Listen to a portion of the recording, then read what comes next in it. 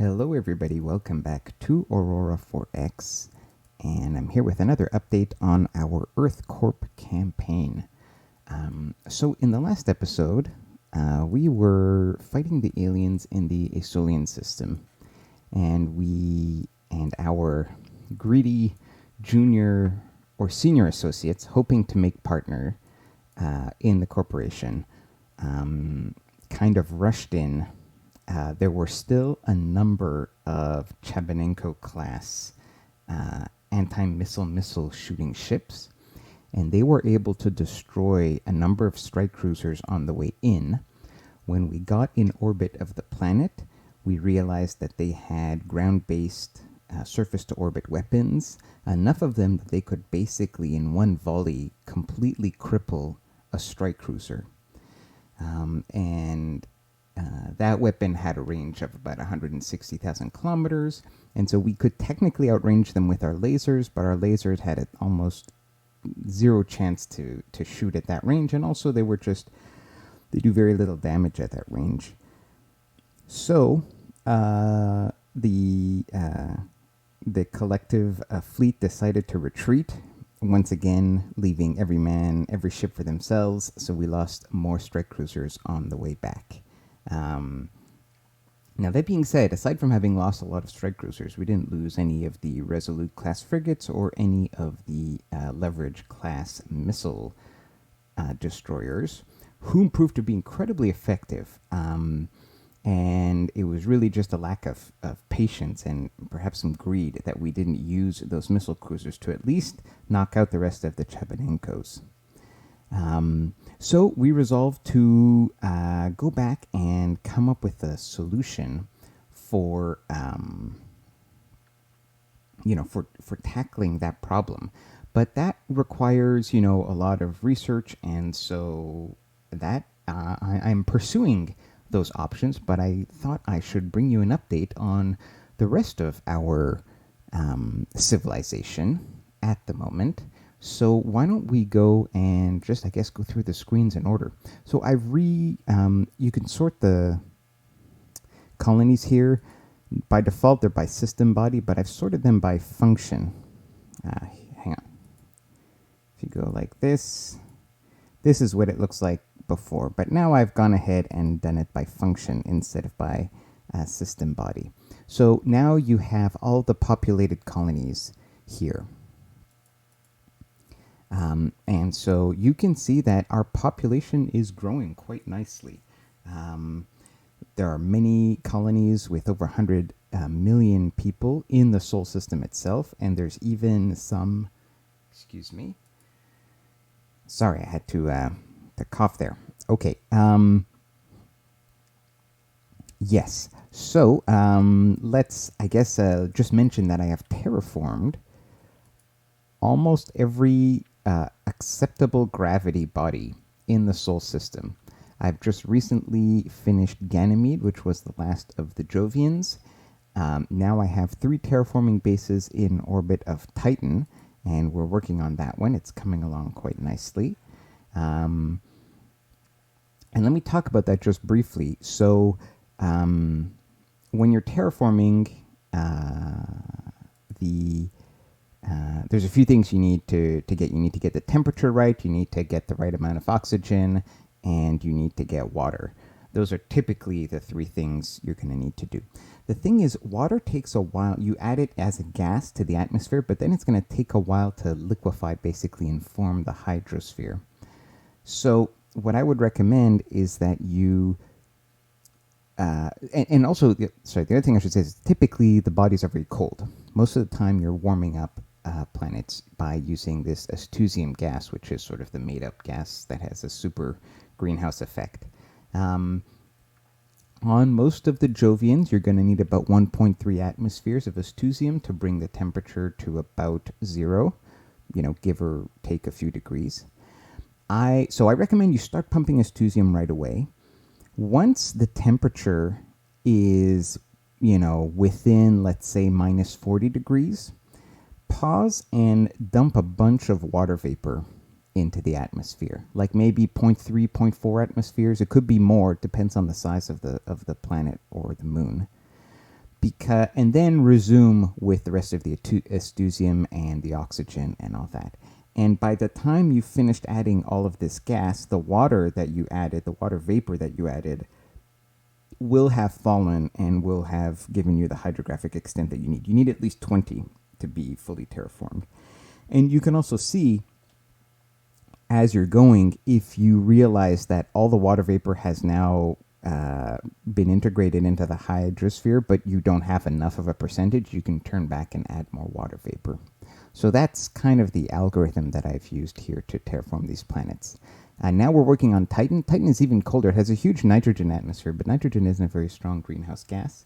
So we've had to dump a ton of astusium. I've just recently put a bunch of water vapor in, but as you can see, the water vapor is still frozen. That's what the F means, because it's too cold. But we're going back to astusium now, and so this should... so minus 40 is actually a little too cold to start adding the water vapor, but warmer than that, it should hit the point where seasonal variation... Here, you can see here... Oh no, this is just for my species, but it'll start dropping out of the atmosphere in not too long. Over in the Barsik system, we actually completely terraformed Barsik 4. This is our galacite mining colony. So there are now 84 million people living there. How many mines do we have? 800 mines. It's more than I remember sending there, but I am not complaining because we desperately need the galacite. And in fact, I need to set up more... I need to set a larger convoy to go get the minerals from here. I just have this one ship that's been doing it, but clearly it can no longer keep up with mineral production, which is good.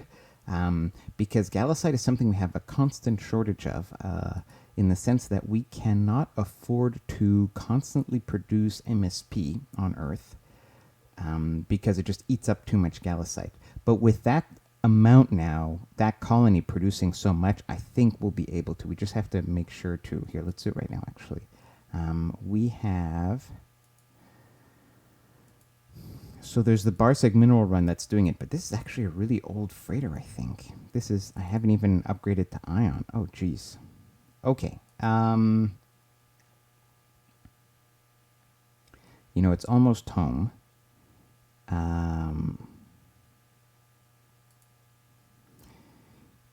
We're gonna queue up real quick a new batch of freighters,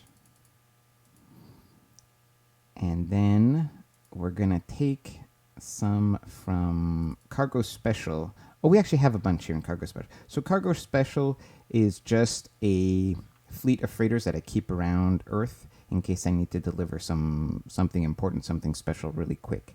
So what we're going to do is we're going to take 3 of these, and this is going to be the new Barsik mineral run.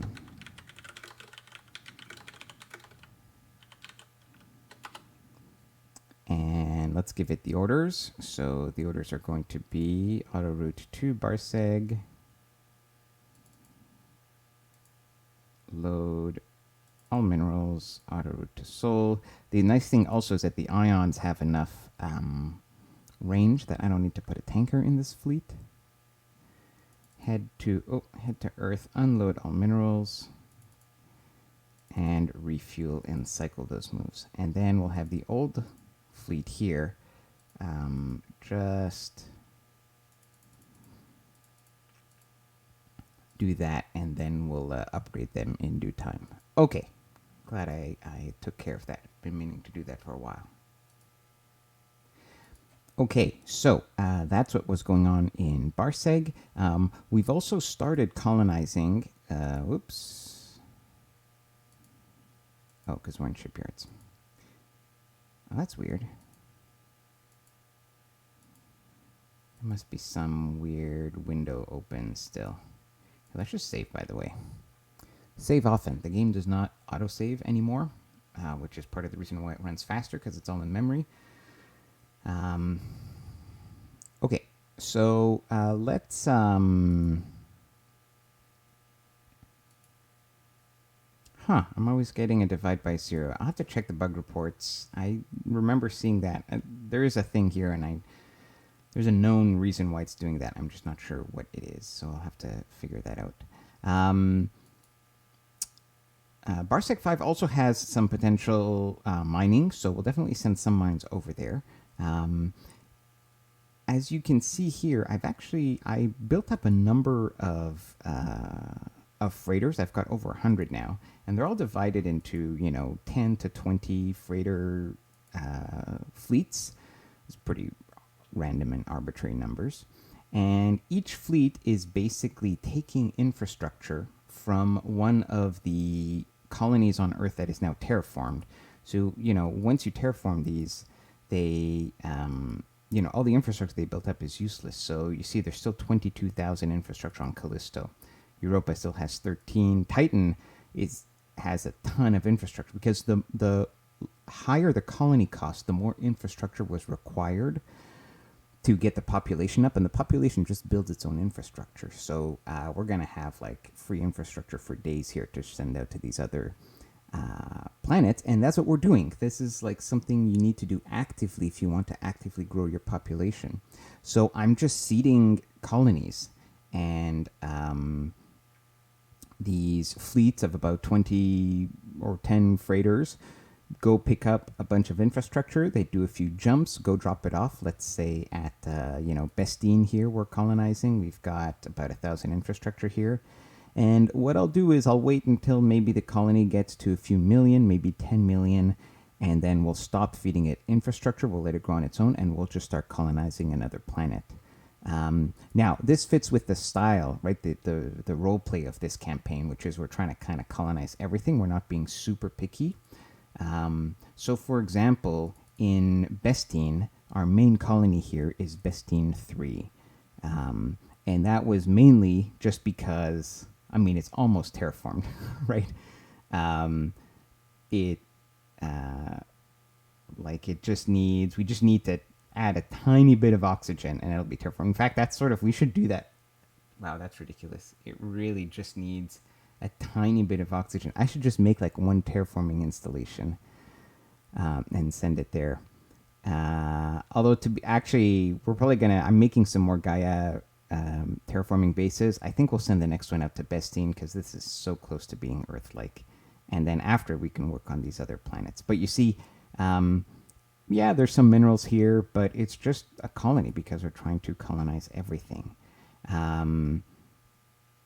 So, the next one I've set up is on Bestine 4 here. Any particular reason? Well, it's a massive planet with comfortable gravity. It's got the potential to hold the massive, massive population. Terraforming it is challenging because it's so big, so it takes a lot of gas to modify the atmosphere. And we are going to have to do a bit of work to warm it up. However, and typically this is a big problem because it'll take forever for the hydrosphere to grow, but we do have ice sheets. So if we make it warm enough, the water will melt, and hopefully that'll give us a good head start on our hydrosphere. And this would be like a huge potential colony, which is just a cool idea. These are the kinds of planets that we're colonizing. Now, obviously, I've prioritized colonies that had really interesting mineral deposits based on, our current needs. So that's why we colonized Barseg. We have colonized the moon here on Elrud because we needed... I guess there is more Gallicite here because I needed Bornide. That is how we are proceeding. So if we go back at the other colonies right now, in the system of Kermia, I have colonized Kermia 2, which has Mercassium, Tritanium, and we've just started a colony on Kermia 3, which has a few minerals, but mainly these planets were... Here, let's bring up the system. Kermia is right here, south of Bestine. Just fairly friendly. to human life. It won't be too hard to terraform. So yeah, so those are our colonies. Also, once a colony, a lot of inter-system trade happens when you have multiple colonies. And also, once you have colonies of a certain population, you're going to get civilian mines set up, civilian mining colonies. So we already have some investing in Belasco, and those generate income unless you choose to buy the minerals. But right now we're okay on minerals, so that just generates more wealth for our civilization. Speaking of wealth, by the way, we had, for a long time, Luna has been our financial center. We have 500 financial centers there. I also built another 500 and moved them to Mercury. So now we have two competing banking and financial planets in the inner solar system. Mars is still chugging away with its ton of construction factories. Does it have more than Earth? Yeah, oh my God. Mars has more construction factories than Earth. And it's just mass producing more construction factories and more mines. And it is fueling this mineral expansion throughout our little corner of the galaxy. The final thing I wanted to mention is I have just finished building 100 orbital habitats. So I don't know if I might have showed this design a while back. I made this right at the beginning of the game, the Citadel class orbital habitat. It's simply one orbital habitat module. So it can house 200,000 people. And the reason I made them small is so that they can be towed in a reasonable amount of time by smaller tugs. You could make 1 million population in a 2.5 million ton ship, but then it's going to take forever to move it. And so I've built 100 of them, and I've got my tugs on repeating orders to go and move them to Haumea, which is a what is it? Technically a dwarf planet, perhaps, way out in the Kuiper belt here. Neptune, Pluto, Haumea, out here. Yeah, it's technically sized as a dwarf planet. And I intend to do the same thing at Makemake. Both of these have, decent deposits of minerals, but they're low gravity, which is a real pain to colonize and get people there. There's no point really in terraforming it. So we're just going to have a bunch of orbital habitats in orbit for people to live in, and we'll have mines on the ground, and that will be that. Okay. In terms of research, is there anything else to talk about? Oh, well, I did increase the number of labs that I have. That's something I've done consciously, is really keep the number of labs low, because it's really easy to just research really far ahead and just have really overpowered technology for everything. So, I'm on purpose kind of slowing my research by not having a lot of labs. But now I'm at a point in the game where, for example, in the last episode, I wanted to do something which required a change, an upgrade in technology. But in terms of gameplay hours or gameplay minutes to get that done, I have a lot of micro to do, to manage the empire, kind of things slow down, right? As you have more stuff to do, more colonies, more whatever, terraforming, there's more stuff to do to manage this. And so it feels like it takes forever for your research to come online to do the next military thing you want it to do, or even the next commercial thing you want it to do, right? So I have accelerated the pace of research. I moved a few labs off to Callisto, just for fun. So we've moved about 15 labs out here. And Callisto is now where I research all of these civilian type of things. Basically, biology I haven't researched in a while, although I might get another rank of terraforming. I've researched CP almost up to the 40,000 RP cost. And so all future biology and CP is going to be done on Callisto, and also logistics. So those kinds of technologies are being researched here. And meanwhile, on Earth, we have a bunch of labs doing our military stuff. So this next threshold of tech that I've researched up to is sort of the 15,000 RP cost. I like to sort of keep things a little even. I don't want to kind of go too far with one specific technology and leave everything else behind. Um, just because it makes things more balanced and encourages a bit more variety in ship design. So I have, well, we already upgraded the missiles. You've seen those in action.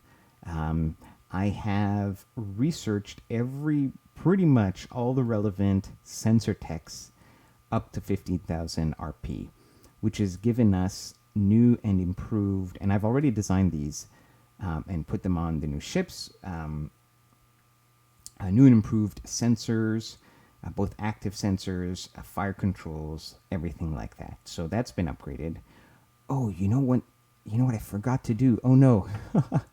So I went ahead and actually got ECM and ECCM, and I forgot to put it on the missile destroyers. Oh boy. Okay, that's something I'll have to go fix right after this episode. Um, yeah, anyway, so we've done that research. I intend to add a new vessel to my fleet composition, which will be a command ship type vessel. And this vessel will have a very advanced sensor suite. I'm also going to have it have like a flag command, so we'll have sort of more senior officers in charge. And I'll also pack it with ELINT modules so that we might be able to learn about the enemy ships before we destroy them. Hopefully, I'll be able to pack enough of them on the ship so that at the range we'll be shooting our missiles, we'll still be able to gather intelligence. I think that would be cool. And I think also in terms of roleplay flavor, that would be really interesting because I think you could say that the failures that we've had in dealing with the Asulian aliens have been sort of in part due to the selfishness of the commanders of the ships, not a lack of a cohesive strategy. And so it kind of makes sense that now the corporation is like, all right, we need to send a person in charge. We need to send one of our executives to take care of this operation. And so they need a proper command ship to make all those decisions on site. So I haven't designed that ship yet, but that will be part of the new fleet makeup. Now, in power and propulsion, we're sticking to ion engines for now. I'm actually researching. I'm getting a capacitor recharge rate 5, which costs 15,000 RP. Because that's going to lower the firing rate of a lot of my new energy weapons. So that's that. In the energy weapons department, I've upgraded lasers to ultraviolet lasers. I haven't researched the 20 centimeter laser focal size, even though it's below my current threshold for research. That's because I'm not going to use big lasers for damage. I'm only using the little lasers for PD. So upgrading to ultraviolet lasers means my PD lasers now shoot out to 120,000 kilometers, but I don't need them to do more damage. So I don't need this technology. I have upgraded or researched further the microwave weapons system, and I discovered, I don't know, this is something I must have done wrong last time, or maybe it was because it was put on a wrong fire control on a ship, but I felt like, so this is what we had last time. Okay, yeah, I'm not crazy. So the range is really limited at this level of technology, but if you just go to the next one, all of a sudden, we're at 200,000 kilometers, which is quite respectable. So one of the severe limits of this weapon system I felt on the previous versions of my ships was that it was really, really close range. 200,000 K is pretty decent. As you can see, though, the power requirement is 10. So if I get a recharge rate of 5, I'll be able to fire every 10 seconds. So that's what I'm waiting for to design these. We've also researched particle beams. Also going to shoot at 200,000 kilometers. And again, we're waiting for the recharge rate to go to 5. So this is going to replace our lasers on our strike cruisers. Yeah, that is, I think, mostly that.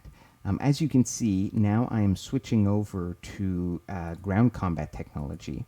So I'm in the middle of getting all of the different sort of warfare capabilities, so you can get things, technology that makes it so that you're not penalized in, low gravity, high gravity, extreme pressure, things like that. Now, I don't need all of those. I could just get a couple, but I'm just going to get them all out of the way. They're only 5,000 RP each, just so that our ground troops can fight effectively in any environment. And after that, we're going to do a lot of ground troop development and building. And I'm going to do that probably off camera, and I'll present the results to you in the next episode. However, one thing I can show you now is I did design a new troop transport. So we used to have the Overwatch, which is a 10,000 ton commercial ship. And we have a few of these, and they're very useful. They're just deploying like garrisons to these new colonies and things like that. But in order to deploy troops to, in an offensive situation, first of all, we need drop pods, which we've researched. And we also need a ton of armor because their STOs are able to knock out my cruisers. So I have designed the Obelisk, which is a 30,000 ton ship. It has 2 large drop pods, so it can carry 10,000 tons worth of troops. And it has 12 layers of armor. And it's got a whole bunch of commercial engines so that it doesn't go at a ridiculously slow pace. This still means that, we don't want to be taking a ton of missile fire as we approach, because at this speed we'll take like a million volleys. So we definitely need to use our missiles to take out all of their missile capability. But once we do that, then it is safe to approach at this slower speed, escorting these troop transports. And, they're going to have to make the final run on the planet to make their drops. But with this much armor, hopefully they'll survive a volley or even 2. This also gives me the flexibility to work in either 5,000 ton or 10,000 ton increments for my sort of offensive military detachments, and I'll have to think about how I want to structure those. Okay, I already redesigned the Resolute frigate. This is the new version. It's a little... I should have... Alright guys, I did a bad job of this. I already refit my ships, but I'm realizing, I didn't quite put the finishing touches on it. So, I left it with 9 tons to spare. I could definitely add more fuel to this ship. Anyways, that feels silly. But we have better passive, mini passive sensors. We've got a double the range on our missile detection sensor. We now have ultraviolet C3 lasers, so you see that they shoot at a range of 120,000 kilometers, and the tracking speed on the turrets as well as on our fire control is now 16,000 kilometers per second, up from 12,000 kilometers per second. So upgrades all around. Now the leverage has also been upgraded, a better sensor, and better missile fire controls were the main things. But as I just mentioned, I realized I forgot to put an ECCM, which I think is really important. So I think I'm going to go and redesign that again. Now, for the export class strike cruiser, we're still waiting on all the new energy weapons to be developed.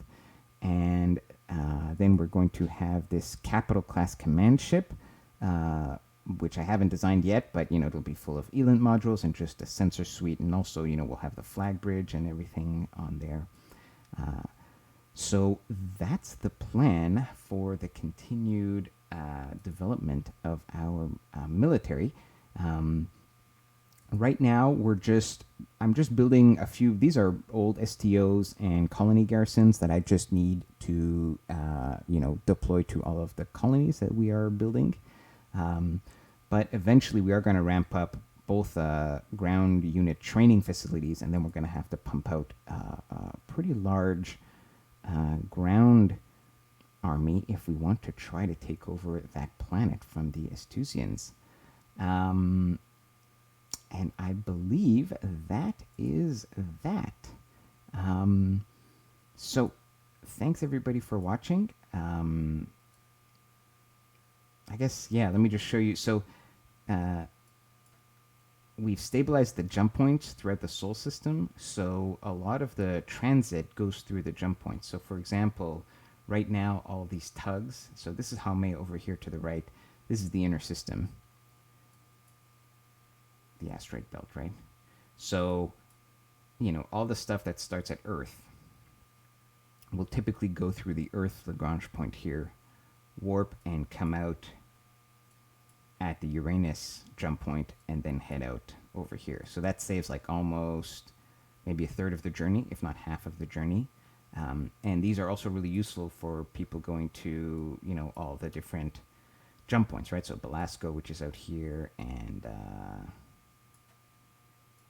Yaga Minor over here. So they typically always go through this Lagrange point, which really shortens travel distance. So definitely worth stabilizing when you get the chance. I should also mention that we have, mined out a lot of our comets, and once in a while I move the orbital miners over to a new comet. So, we're currently working on, for example, Coma Sola, but that one's been mostly mined out, so I'll wait for that to be mined out, and then we'll move it over to a different comet. And we're going to run out of comets in the solar system, so we're either going to move to comets in other places.